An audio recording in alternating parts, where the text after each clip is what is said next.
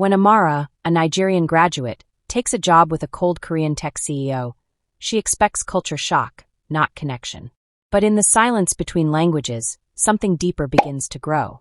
A slow-burning romance across worlds, power and pride. The hum of the airplane filled Amara's ears like a distant lullaby, but sleep refused to come. She sat upright, eyes fixed on the clouds outside the window, as though she could read her future in their drifting shapes.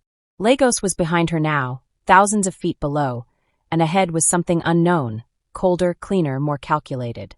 Her fingers gripped the folder in her lap, the edges worn from days of handling. Inside were documents, credentials, and the only letter that mattered now. A single page that read, "Dear Ms. Amara Nwosu, we are pleased to invite you to interview for the position of Language and Cultural Liaison with J-Tech Industries, Seoul, South Korea." She didn't know how many people applied, or why they chose her. All she knew was that her visa was approved, her bags were packed, and her old life had been folded up neatly and stored away for now. The plane landed with a soft thud in Incheon, but her heart hit harder. She stepped into a world of fast footsteps and unfamiliar signs, where everything moved with purpose and precision. Her English was flawless, and her Korean, perfect, with the kind of fluidity only hard-earned immersion can give. Still, she was a foreigner here. A guest. And in Seoul, even guests are expected to keep quiet and not overstay. A black car waited for her at the terminal. No nameplate, just a polite man in a gray suit who gestured for her to follow. No words were exchanged. She sat in the back seat, watching the city blur past, glass towers, neon lights, the occasional cherry blossom catching the wind like a secret. J-Tech's headquarters rose like a mirror to the sky, steel and silence. Inside, everything was minimalist and cold, like a place designed to make people feel small. Amara was led to the top floor. A woman in a sharp white suit asked her to wait. "The CEO will see you now." Amara expected a panel, maybe a formal HR team. Instead, one man entered the room. Ji-Hoon Lee, mid-30s, impeccably dressed in a dark gray tailored suit. He moved like a shadow, controlled, unreadable. His gaze landed on her and stayed there, flat and analytical. He didn't sit. "You're fluent?" he asked without preamble. "Yes," she replied, her voice calm, respectful. Standard and regional dialects. A silence stretched between them. Then he finally said, "You start tomorrow. First meeting is at 7:30 a.m. No handshake. No smile. No congratulations. Just the quiet sound of her own breath as he left the room." The next morning, she found herself in a conference room surrounded by men in dark suits. All eyes on Ji-Hoon as he delivered strategic points in rapid Korean. Amara translated in real time, her tone measured, professional. She could feel the surprise in the room. Her pronunciation. Her precision. She was more than they expected. Ji-Hoon never looked directly at her, but once, during a heated debate, he paused mid-sentence, waiting for her to catch up. And when she did, there was the faintest twitch in his jaw. Approval, maybe. Or curiosity. Days passed in a blur of boardrooms and back-to-back meetings. Amara moved through the building like a silent observer, always present, never involved. She began to notice patterns. How Ji-Hoon rarely smiled. How his team feared disappointing him. How his words, though sharp, were never wasted. He didn't raise his voice. He didn't need to. He was the kind of man who could freeze a room just by walking in. And yet she sensed something beneath it. A man holding something back. Not from her. From the world. Late one night, after a long debrief session, she walked past the executive wing. His office light was still on. The door was slightly ajar. Inside, Ji-Hoon stood alone, staring at a wall of monitors. He didn't acknowledge her presence, but he didn't close the door either. She paused, one foot still in the hallway, then quietly kept walking. When she reached the elevator, she found a single note taped beside the button. It read, "You're not here just to translate. Be careful what you uncover." No name. No handwriting she recognized. Just a warning. The early morning air in Seoul was crisp, the sky still wearing the soft gray of dawn. Amara stepped out of her apartment, adjusting the strap of her handbag as she joined the quiet rush of the city. Her new routine was already taking shape. A short walk to the subway station. A transfer at Jongnyo 3GA. Then a silent ride to the sleek tower that was J-Tech Industries. No one greeted her with smiles at the front desk, but no one questioned her presence either. She was beginning to blend in, seen but not stared at, foreign but not strange. Inside the office, Amara moved with quiet confidence. Her role was clear. Sit beside Ji-Hoon during meetings, listen carefully, and translate when needed. Most of the time, he didn't ask for much. He would glance at her when he wanted her to step in. A look. A slight nod. Their communication was unspoken but efficient. Ji-Hoon was a man who valued silence more than small talk. He didn't micromanage. He expected precision. And Amara gave him that. Every sentence. Every tone. Every cultural nuance. Her work was her shield. And in this unfamiliar world, it kept her steady. During breaks, Amara began noticing the rhythms of the office. The way employees lowered their voices when Ji-Hoon passed. The way his executive assistant, Min-seo, kept a strict wall between the CEO and everyone else. The way decisions were made quickly, without explanation. It wasn't a hostile environment, just a focused one. And Ji-Hoon, despite his distant nature, was respected. Every policy, every email, every meeting bore his stamp, clear, decisive, controlled. In the cafeteria, Amara would sit alone with a tray of simple food, steamed rice, pickled radish, sometimes bulgogi when she felt brave. A few employees began to nod at her in the hallways.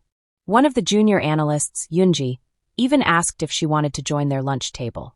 Amara smiled politely but declined. She was still finding her footing, still figuring out how close was too close. One afternoon, after a meeting with Japanese investors, Ji-Hoon called her into his office. She stood by the door, waiting. He didn't look up from his desk. You adjusted the phrasing during that last pitch. Why? She hesitated. The way you said it sounded aggressive. I softened the tone slightly. In Japanese culture, indirectness is a form of respect. He finally looked up. You took a risk. She met his gaze. It felt necessary. A pause followed. Then simply he said, it worked. There was no smile, no thank you. Just acknowledgement. And for Amara, that was enough. The rest of the week passed with quiet progress. Ji-Hoon and Amara traveled to a tech expo outside of the city. The schedule was packed, product launches, Q/and sessions, high-level networking events. Amara moved beside him through every interaction, making sure his meaning landed where words might fail.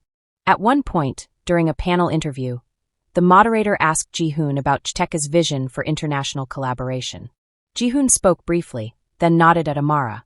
She translated, not just the words, but the intent. Her voice steady, her Korean clear. When she finished, the room applauded. Ji-Hoon said nothing, but as they stepped off the stage, he handed her a bottle of water without a word. A small gesture. But the first. Back in Seoul, the routine continued. Amara returned to her small apartment each night, tired but satisfied. She would review documents, practice Korean phrases, video call her younger brother back home, and reflect on the new life she was building. Quietly, steadily, without fanfare. One Friday evening, as the office began to empty out, Ji-Hoon stepped out of his office and found her still typing notes at her desk. You work late, he said. She looked up, a little startled. I prefer to finish what I start, she replied. He nodded. Then, without another word, he walked toward the elevator. She returned to her work. The days at J-Tech were starting to feel familiar. Not warm, but manageable. Amara had developed a rhythm. Early mornings, sharp suits, clear translations, quiet evenings.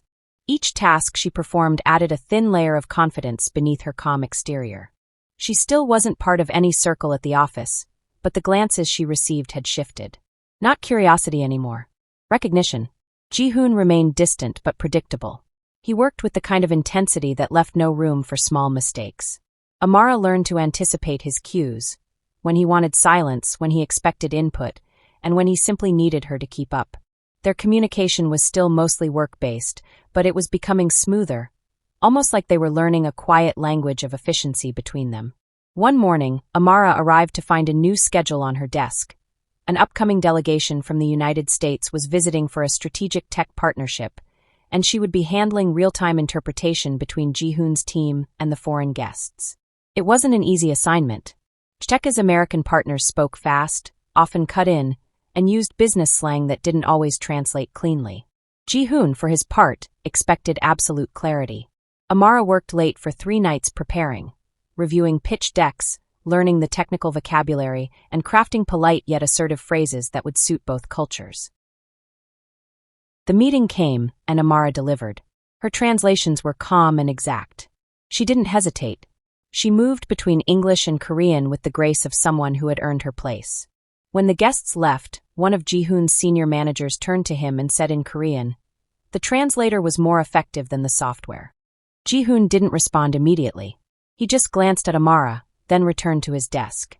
Later that day, she received an envelope in her inbox, not from HR but directly from the CEO's office. Inside was a handwritten note. Just 4 words. "You did very well." No signature. But it didn't need one. Outside of work, Amara started exploring the city more. On Saturdays, she visited local bookstores, Korean cafes, and small art galleries tucked away in quiet corners of Seoul. She still hadn't made close friends, but she no longer felt like a stranger. She began taking language notes again, not to study, but to observe. The difference between how people spoke in the street versus the boardroom. The tones. The pauses. The warmth or absence of it. Language was never just about words. She knew that now more than ever. At the office, small changes were happening. Mincio, the executive assistant, no longer kept her at arm's length. She started forwarding Amara information in advance, briefing notes, summaries, even a few friendly comments in the margins. In the cafeteria, Yoonji from the analytics team waved at her more often. Once, she even sat down beside Amara and said, "You must be very smart. CEO Lee doesn't talk to anyone for more than 5 minutes. He listens to you." Amara just smiled. "He listens when it's important." That same afternoon, Ji-Hoon asked her to review a document in private. It was a press statement for a new product launch, technically written but flat.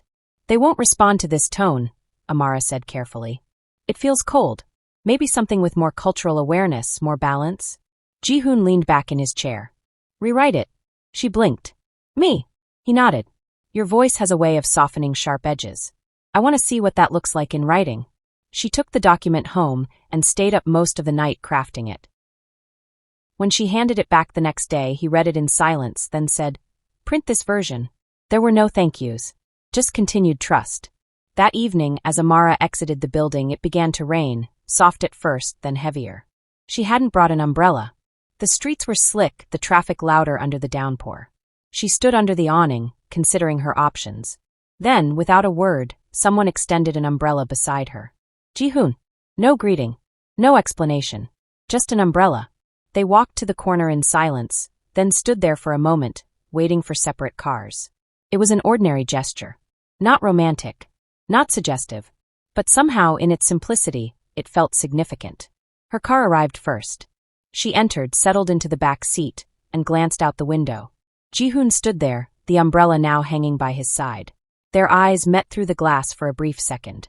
Then the driver pulled into the street, and the office lights faded behind her. The changing seasons in Seoul brought with them a sharper wind, one that bit through coats and settled in the chest like an uninvited guest. Amara had ignored the signs for days, the scratch in her throat, the dull ache behind her eyes, the heaviness in her limbs. She pushed through meetings, translated flawlessly, even smiled politely when required. But her body had begun to protest. By midweek, her voice had grown hoarse, her hands trembled slightly when she took notes, and the pounding in her head made even the softest lights feel too bright. Ji-Hoon noticed before anyone else. It was during a morning meeting. She coughed once, twice, tried to suppress it, but her composure cracked. Ji-Hoon stopped speaking. The room fell silent. Amara, mortified, bowed her head and whispered an apology. He said nothing at first. Then, calmly, "Meeting adjourned." Without further explanation, he rose from his chair and left. Everyone followed. Back in her small office corner, Amara sipped from a paper cup of warm tea, fighting dizziness. She had barely logged a few notes when Ji-Hoon appeared at her door. "Get your things," he said simply. "You're not working today." She opened her mouth to protest, but his tone made it clear. This was not a request. She stood slowly, gathered her bag, and followed him to the elevator. Neither of them spoke during the ride down. Outside, his driver was already waiting. But instead of heading toward her apartment, the car turned in the opposite direction, toward the quiet hills on the northern edge of the city. Amara blinked through the window, confused, her voice barely above a whisper. "Where are we going?" Ji-Hoon glanced at her briefly. "You're too sick to be alone. My house is nearby. There's a private physician. You'll be more comfortable there." His home was exactly as she imagined it, spacious, minimal, and silent. Floor-to-ceiling windows overlooked a peaceful garden. Everything smelled faintly of cedar and cold air. She was shown to a guest room on the second floor. Soft bedding. Warm lighting. Absolute stillness. The doctor arrived within an hour, examined her quietly, and prescribed rest, hydration, and medication. For the next 2 days, Amara barely moved. She drifted in and out of sleep. Ji-Hoon didn't hover, but he was present. A quiet knock on the door every few hours. A fresh glass of water on her nightstand. A tray of warm soup. Once, she woke up to find her laptop moved to the desk, papers neatly stacked beside it. He hadn't touched anything, just organized them. Like he respected her space, but wanted her to know he had been there. By the 3rd day, her fever had broken. She sat up in bed, wrapped in a thick blanket, watching the pale light spill through the window. Ji-Hoon entered without a sound, carrying a bowl of porridge. She gave him a tired smile. You didn't have to go this far. He placed the bowl on the table. You don't stop when you're sick. Someone had to. He turned to leave, but paused. Do you feel strong enough to eat downstairs? She nodded. They sat in his quiet kitchen, just the two of them. No staff. No formality. Just 2 people with mismatched bowls and warm tea. The silence between them wasn't awkward anymore. It had softened, grown familiar.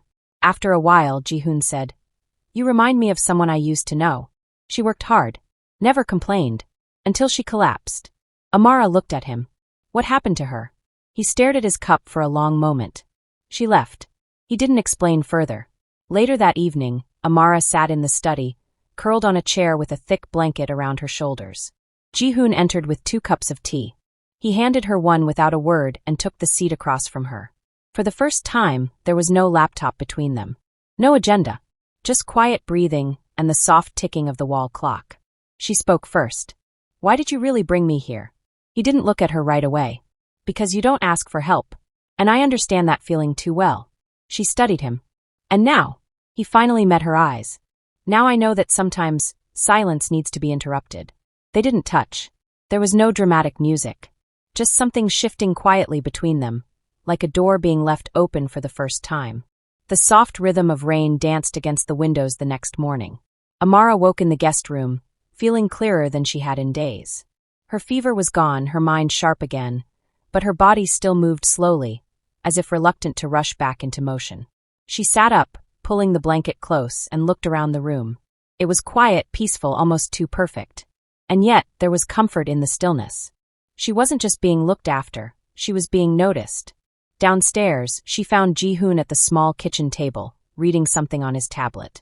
He looked up when she entered, not surprised, not startled. Just aware. You're awake, he said simply. How do you feel? She hesitated, then smiled faintly. Human again. He nodded, then gestured toward the chair across from him. Sit. I made something easy. On the table were 2 bowls of juk, simple Korean rice porridge. Nothing fancy. Just warm and honest. They ate in silence at first. Not the stiff silence of work, but the kind that lives between 2 people who no longer feel the need to fill space with words. After a few moments, Amara looked over. Do you ever take a break? Ji-Hoon paused. Sometimes, he said. But I don't always know what to do with it. She tilted her head. And now? He didn't answer immediately. Then, without looking at her. Now I'm learning. That day passed slowly. Amara stayed indoors, walking gently through the house, resting in the study with a book, sipping tea. Ji-Hoon went about his work, occasionally stepping out for calls, but always nearby. At one point, she passed by the living room and saw him standing by the window, one hand in his pocket, the other holding his phone to his ear. His expression was softer than usual. Focused but not cold. He caught her watching, and for a moment neither looked away. Later, in the quiet of the afternoon, Amara found herself in the garden. The rain had stopped, leaving the air fresh and full of earth. She sat on a low bench, letting the silence hold her. A few minutes passed, and Ji-Hoon joined her without a word. They sat side by side, not touching, not speaking, just breathing in the same calm air. I didn't expect this, she said quietly. He turned his head toward her. This, she nodded. To be here. To feel seen. Not as an employee. Not as someone filling a gap. Just human. Ji-Hoon looked forward again. You don't pretend, he said after a pause. Most people do. Especially around me. You don't. She glanced at him. I don't think I know how. There was something unspoken in the space between their words. Not love, not yet. But something beginning to take shape. A warmth. A gentleness. That evening, Amara stood at the kitchen sink rinsing her cup. Ji-Hoon entered behind her. She turned, and their eyes met again, longer this time. Stillness stretched between them. And yet neither moved. Neither spoke. But something changed. "I'll return to my apartment tomorrow," Amara said softly. "I feel strong enough now." Ji-Hoon nodded. "If that's what you want." She hesitated. "It's not about what I want. It's about what's appropriate." His gaze held hers. "Sometimes what's appropriate isn't what matters most." She didn't reply. Not with words.